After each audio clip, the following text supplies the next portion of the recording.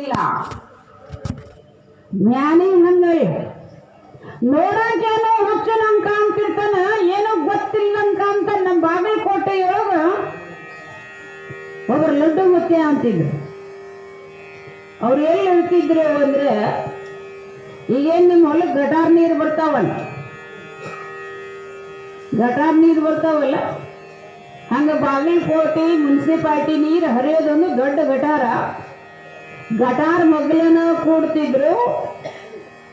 ನಾವೆಲ್ಲ ಬರ್ಬೇಕಾದ್ರೆ ಗಟಾರ ದಾಟೋತನ ಮೂಗು ಮುಚ್ಕೊಂಡು ಗ್ಲಾಸ್ ಕಾದು ಏರಿಸ್ಕೊಂಡು ಬರ್ತಿದ್ದೆವು. ಅಪ್ಪವ್ರು ಅಗ್ದಿ ಕಾಲ್ ಮೇಲೆ ಕಾಲು ಹಾಕೊಂಡು ತಲೆಗೊಂದು ತಟ್ಟು ಸುಟ್ಕೊಂಡು ಗಟಾರ್ ಮಗ್ಲನ ಆರಾಮ ಕುಂತ ನಿದ್ದೆ ಮಾಡ್ತಿದ್ರು. ನೋಡು, ಆರಾಮ್ ಕುಂತ ನಿದ್ದೆ ಮಾಡ್ತಿದ್ರು. ಅಷ್ಟೇ ಅಲ್ಲ, ಏನಾರ ಒಂದಿಟ್ಟು ಬಿಸಿಲು ಯಾವತ್ತೂ ಬರೇ ಮೇಲೆ ಇರೋರು ಅರ್ಬಿ ಹಾಕೊಟ್ಟಿದ್ದಿಲ್ಲ. ಅವೆಲ್ಲ ಶಾಸ್ತ್ರ ಬಹಳ ದೊಡ್ಡದದ. ಸುಖೇಚ್ಛ, ಸುವಿಚಾರ, ಸತ್ವಾಪತ್ತಿ, ಅಸಮಸಕ್ತಿ, ಪದಾರ್ಥಾಭಾವಿನಿ, ತೂರಿಗ ಅಂತ ತಿಳ್ಕೊಂಡು ಜ್ಞಾನಿಗೆ ಸಪ್ತ ಅವಸ್ಥೆಗಳಿರ್ತಾ ಇದಾವ. ಆರನೆಯ ಭೂಮಿಕೆ ಪದಾರ್ಥ ಅಭಾವಿನಿ ಅನ್ನತಕ್ಕಂಥ ಆರನೆಯ ಭೂಮಿಕೆಯನ್ನ ಆರೋಹಣ ಮಾಡಿದ ಜ್ಞಾನಿ ಹೆಂಗಿರ್ತಾನಂದ್ರ ಚನ್ನಬಸವ ದೇಶಿಕೇಂದ್ರ ಸ್ವಾಮಿಗಳಂತ ಹೇಳ್ತಾನ. ದೊಡ್ಡ ಮುಚ್ಚೆನಂಗಿರ್ತಾರ. ಗಟಾರ ಮಗ್ಲ ಕೂಡ್ತಿದ್ರು. ಏನೋ ಒಂದಿಟ್ಟು ಬಿಸಿಲು ಹತ್ತಿದಂಗ ಅವ್ರು ಹೆಂಗ ಹಾಕೊತಿದ್ರು ಮೈ ಮ್ಯಾಗ ನೀರಂದ್ರ ಹಿಂಗ ತಗೊಂಡು ಹಿಂಗ್ ಸಿಂಬಡಿಸ್ಕೊತಿದ್ರು. ಆ ಗಟಾರ್ ನೀರ ಅವು ಒತ್ತಟ್ಟು ಬೀಳ್ತಿದ್ದು, ಒತ್ತಟ್ಟು ಬೀಳ್ತಿರ್ಲಿಲ್ಲ. ನೀರಡಿಕೆ ಆಗಿತ್ತು ಅಂದ್ರೆ ಅಲ್ಲಿಗನ ನೀರು ಕುಡಿತಿತ್ತು. ಜ್ಞಾನಿ ಹೆಂಗಿರ್ತಾನಂತ ಹೇಳಕ್ ಆಗ್ತತಿ. ಜ್ಞಾನಿಯನ್ನ ಅರಿಬೇಕಾಗಿದ್ರೆ ಕಣ್ಣು ಚಲೋ ಇರ್ಬೇಕಾಗ. ಒಂದು ಆಕಳ ಮಲ್ಕೊಂಡಿತ್ತು, ಬಸವಿ ಆಕಳು, ದೇವರಿಗೆ ಬಿಟ್ಟ ಆಕಳ ಮಲ್ಕೊಂಡಿತ್ತು. ಬಸವಿ ಆಕಳ ಹೆಂಗಿರ್ತಾವಂತ ನೀವು ಗೊತ್ತ? ಬಡವಾಗಿರ್ತಾವೇನು, ಮಸ್ತ್ ಇರ್ತಾವ, ಮೈಯೆಲ್ಲ ತುಂಬ ಇರ್ತದ, ಗುಂಡಾಗಿರ್ತಾವ. ಇನ್ನೊಂದು ತಿಳ್ಕೊರಿ, ಅವ್ರ ಮೈ ಒಟ್ಟ ಹೊಲಸ ಇರಂಗಿಲ್ಲ. ನಿಮ್ಮ ಮನೆಯಾಗಿನ ಮುಂಜಾನೆ ತೊಳೆದು ಸಂಜೆಗೆ ಹೊಲಸು ಮಾಡ್ಕೊಂತ, ಸಂಜೆನಾಗ ತೊಳೆದು ಮುಂಜಾನೆ ಹೊಲಸು ಮಾಡ್ಕೊಂತ. ಆಕಳ ಹಿಂಗೆ ಮಲ್ಕೊಂಡಿತ್ತು. ಅಲ್ಲಿ ಒಬ್ಬ ಬ್ರಾಹ್ಮಣ ಅಂದ್ರೆ ಅವ ಆಕಳ ಅಂದ್ರೆ ಗಾಯತ್ರಿ. ಅದನ್ನು ಬಹಳ ಪೂಜಿಸವ ಯಾರಂದ್ರೆ ಬ್ರಾಹ್ಮಣ. ಆಕಳ ನೋಡಿ ಇಷ್ಟು ಖುಷಿ ಆಯ್ತು. ಏನ್ ಕೋಡ, ಏನ್ ಬಾಲ, ಏನ್ ಕಣ್ಣು, ಏನ್ ಇವಿ, ಏನ್ ಮೈ ಬಣ್ಣ. ಆಕಳ ನೋಡಿದ್ರೆ ಹಿಂಗ ಅನಿಸ್ತಂತ, ಸ್ವತಃ ಗಾಯತ್ರಿ ದೇವಿ ಈಕಿ ಅಂತ ತಿಳ್ಕೊಂಡು ಬಾಲ ಮುಟ್ಟಿ, ಕಾಲ ಮುಟ್ಟಿ, ಕೋಡು ಮುಟ್ಟಿ ನಮಸ್ಕಾರ ಮಾಡಂತಾನ. ಈಕಿ ಸಾಕ್ಷಾತ್ ಭಗವತಿ ಅಂತ ತಿಳ್ಕೊಂಡು ನಮಸ್ಕಾರ ಮಾಡಿ ಮುಂದೆ ಹಾದ. ಅತ್ತಾಗಿದ್ದ ಒಬ್ಬ ರೈತ ಬಂದ, ಅದು ಆಕಳಲ್ಲೇ ಮನಗಿ. ರೈತ ಬಂದು ಆಕಳ ನೋಡ್ತಾನೆ.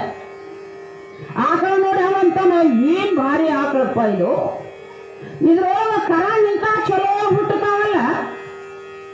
ಹೋರಿ ಹುಟ್ಟತು ಅಂದ್ರೆ ಇದು ಇಷ್ಟ ಕಿಮ್ಮತ್ತಿನ ಹೋರಿ ಹುಟ್ಟತಾವು.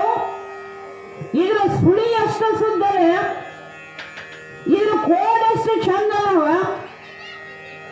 ಇದ್ರ ಕೆಚ್ಚಲೆಷ್ಟು ವಿಶಾಲ ಅದ, ಇದ್ರ ಹೊಟ್ಟೆ ಹುಟ್ಟಿದ ಹೋರಿನ ಇಷ್ಟ ಮಸ್ತ್ ಹುಟ್ಟತಾವಲ್ಲ ಅಂತ ತಿಳ್ಕೊಂಡು ಅದನ್ನು ನೋಡಿದ, ಸಂತೋಷ ಪಟ್ಟ, ಮುಂದೆ ಹಾದ. ಇನ್ನೊಬ್ಬ ಬಂದ, ಒಬ್ಬ ಗೌಳಿಗೆ ಹಾಲು ಬಂದ, ಹಾಲು ಮಾರ. ಅವ ಅದನ್ನ ನೋಡಿ ಅಂತಾನ, ಇದು 4 ಲೀಟರ್ ಹಾಲು ಕೊಡ್ತದ. ಅವಾಗೇನು ಕೋಡ್ ಗೊತ್ತಾಗ್ಲಿಲ್ಲ, ಬಾಲ್ ಗೊತ್ತಾಗ್ಲಿಲ್ಲ, ಕರುಳು ಎಂತಾದ್ ಹುಟ್ಟತೈತಿ ಗೊತ್ತಿಲ್ಲ. ಅವೇನಂತಾನೆ, ಇದು 4 ಲೀಟರ್ ಹಾಲು ಕೊಡ್ತದ ಅಂದ. ಅವನು ಹಾಲ ಮೇಲೆ ಯಾರು ಬಂದವು ಅಂದ್ರೆ ಒಬ್ಬ ಕಟಬರಾವ್ ಬಂದ. ಕಟಬರಾವ್ ಮಾಂಸ ಮಾರವ್. ಅವ ಏನ್ ಅನ್ಬೇಕು ಅದನ್ನ ನೋಡಿ, ಇಷ್ಟು ದಪ್ಪ ಐತಲ್ಲ ಇದು, ಇದ್ರ ಕಡದ್ರ 3 ಕ್ವಿಂಟಲ್ ಹೊಣತೈತಿ ನೋಡಂದ. ಆಕಳಿ ಅತ್ತಾಗಿದ್ದ ಒಬ್ಬ ಸಮಗಾರ ಬಂದ. ಅವ ನೋಡಿದ, ಇದ್ರ ಮೈಯಾಗ ಚರ್ಮ ಇಟ್ಟು ಚಲೋ ಐತಲ್ಲ, ಇದು ಇನಿ ಚಲೋ ಆಗ್ತದ, ಮಿನಿ ಚಲೋ ಆಗ್ತದ, ಬಾರ್ಕೋಲ್ ಚಲೋ ಆಕೈತಿ ಅಂದವ. ಒಂದು ಆಕಳ ನೋಡಿದವ್ರು 5 ಮಂದಿ. ಅವ್ರವ್ರ ಭಾವನೆ ಹೆಂಗೈತಲ್ಲ, ಒಬ್ಬ ಬರೇ ಮಾಂಸ ನೋಡಿದ, ಒಬ್ಬ ಬರೇ ಚರ್ಮ ನೋಡಿದ, ಒಬ್ಬ ಬರೇ ಹಾಲು ನೋಡಿದ, ಒಬ್ಬ ಬರೇ ಕರ ನೋಡಿದ, ಒಬ್ಬ ದೇವತೆಯನ್ನ ನೋಡಿದವರೊಳಗ ಆಕಳ ಒಂದೈತೇನ ಐದು ಒಂದೇ ಆಕಳ ಒಳಗ ಹೀಗ್ಯಾಕ ಕಾಣಿಸ್ತು ಅಂದ್ರೆ ಅವರವರ ಭಾವನೆಗಳ ಅಸ್ವಸ್ಥ ಅದ. ಅವ್ರ ಭಾವನೆ ಹೆಂಗದವ ಅಷ್ಟ.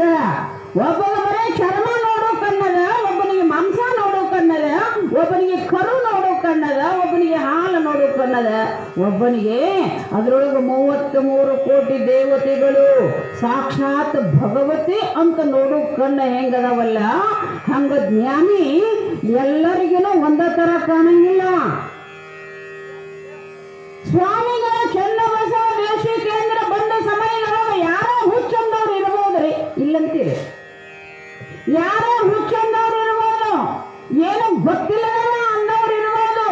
ಆದ್ರೆ 4 ಮಂದಿ ಹೋಗಿ ಏನು ಕಟ್ನವ್ರು ಹೋಗ್ತಾರ, ಅವ್ರನ್ನ ಹಿಡಿದಿರಿಸ್ಕೊಂಡ್ರಲ್ಲ. ಒಬ್ಬ ಸಾಧುನ ಹಿಡೋದಂದ್ರ ಆನೆ ಹಿಡದಂಗ, ಆನೆ ಹಿಡದಂಗ. ಮಹಾತ್ಮರಂದ್ರೆ ಸಾಮಾನ್ಯ ಇರೋದಿಲ್ಲ. ಅದಕ್ಕೆ ಹೇಳಿದ್ರವರು, ಹೊರುವ ಹಾವಿನ ಕೊಂಡು ಕೆನ್ನೆಯ ತುರಿಸಿಕೊಂಬಂತೆ ಉರಿಯ ಕೆಂಡವ ತಕ್ಕೊಂಡು ಮಂಡೆಯ ಸಿಕ್ಕ ಬಿಡಿಸಿಕೊಂಡಂತೆ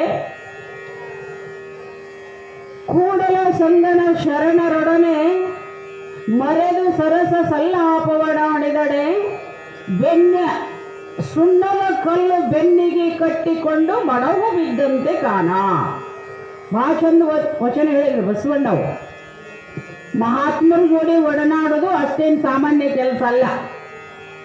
ಏನು ದೃಷ್ಟಾಂತಗಳನ್ನು ಹೇಳ್ತಾರವರು. ಹರಿವ ಹಾವನ್ನು ಕೊಂಡು ಕೆನ್ನೆಯ ತುರಿಸಿಕೊಂಡಂತೆ ಒಬ್ಬ ಮನುಷ್ಯನಿಗೆ ಏನಾಗಿತ್ತು ಅಂದ್ರೆ ಗಲ್ಲ ಕುಂಸಾಕತ್ತಿತ್ತಂತ. ಅವ ಏನ್ ಮಾಡಿದ ಅಂದ್ರೆ ಅಲ್ಲೊಂದು ದೊಡ್ಡ ಘಟಸರ್ಕೋ ಹೊಂಟಿತ್ತು. ಅವ್ ಸುಮ್ ಕೈಲೇ ತುರಿಸ್ಕೋಬೇಕಿಲ್ಲ. ಅವೇನ್ ಮಾಡಿದ ಅಂದ್ರೆ ನೋಡ್ಬೇಕು ಮಜಾ. ಅದು ನಾಗರ ಹಾವ ಬೋರ್ ಗರಿತದ, ಹೆಡೆಯನ್ನ ತೆಗ್ದಾಗ ಅವು ಗಣಿಸ್ತಂತ. ಕೈಲೇ ತುರಿಸ್ಕೊಂಡ್ರೆ ಏನ್ ಮಜಾ ಬರಾಕಿಲ್ಲ ಅಂತ ತಿಳ್ಕೊಂಡು ಆ ಹೆಡೆ ತಕೊಂಡು ಹೊಂಟಿತ್ತಲ್ಲ ಅದನ್ನ ತಗೊಂಡು ತುರಿಸ್ಕೊಂಡಂತ. ಹಸುಮ್ ಬಿಡ್ತತೆ ಇಲ್ಲ. ಒಬ್ಬ ಅಮ್ಮ ತಲೆಯಾಗ ಕೂದಲು ಬಹಳ ಜೀಡಾಗಿದ್ವು, ಹಣಿಗಿಲೆ ನಿಕ್ಕೊಂಡಿದ್ರೆ ಬಹಳ ಚಲೋ ಇತ್ತು.